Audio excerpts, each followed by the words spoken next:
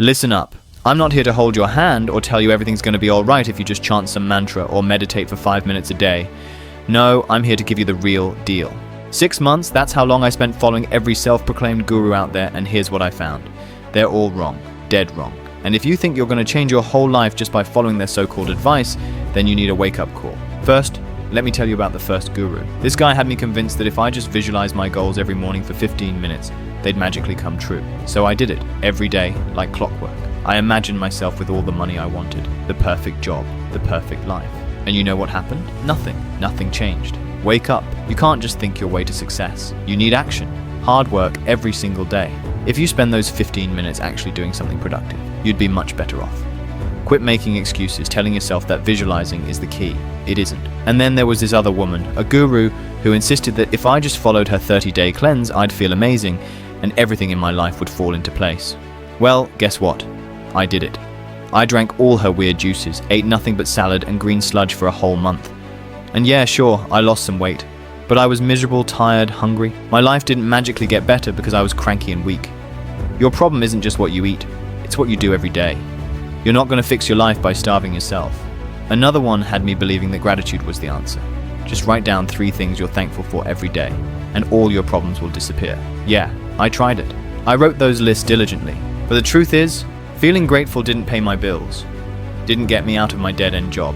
Being thankful is good, but it's not going to change your life if you're just sitting around hoping for things to get better. Get real. You need to take action to solve your problems, not just think nice thoughts. And let's talk about the meditation guys. They all say that sitting in silence for half an hour will make you wise and calm and able to handle anything. So I sat. I breathed. I tried to clear my mind. But let me tell you, no amount of deep breathing is going to change the fact that you need to pay rent at the end of the month. Meditation might calm you down, but it doesn't get things done. You still have to do the hard work, make the calls, go to the meetings, and do the grind. Stop lying to yourself that closing your eyes will open doors. Then there was this dude who told me to burn sage and arrange crystals around my house to bring in good energy. Seriously? I mean, wake up. Rocks aren't going to fix your financial problems or get you a promotion.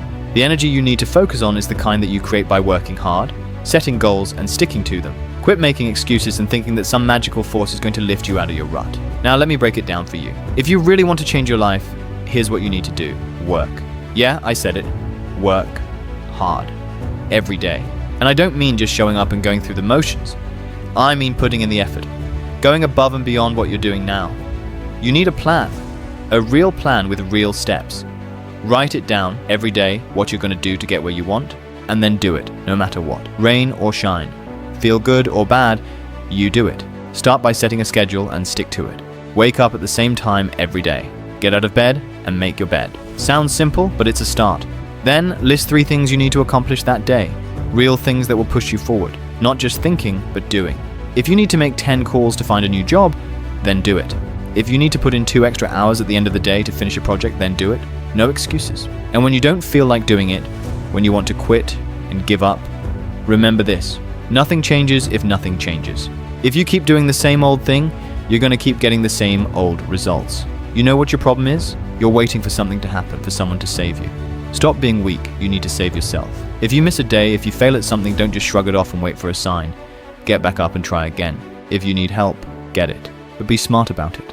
Don't just listen to anyone who calls themselves a guru. Look for real advice from people who have been there and done that. People who have fought, failed, tried again, and won. And even then, use your head. Think about what makes sense, what works for you, and what doesn't. Cut the BS. Let me give you some numbers. If you set aside just 1 hour every day for 6 months to work on a skill, that's about 180 hours. You can learn a lot in that time, but only if you're really focused and working, not just sitting around hoping for a miracle. And if you're thinking, I don't have an hour, then listen up. You do. Cut out the TV, the endless scrolling on your phone. You'll find time if you really want to. What about money, you say? Stop spending on things that don't matter. You don't need the latest gadget, the new clothes, or the fancy coffee every morning. Save that cash and put it towards something that will actually help you move forward, like a course or a tool you need for your work.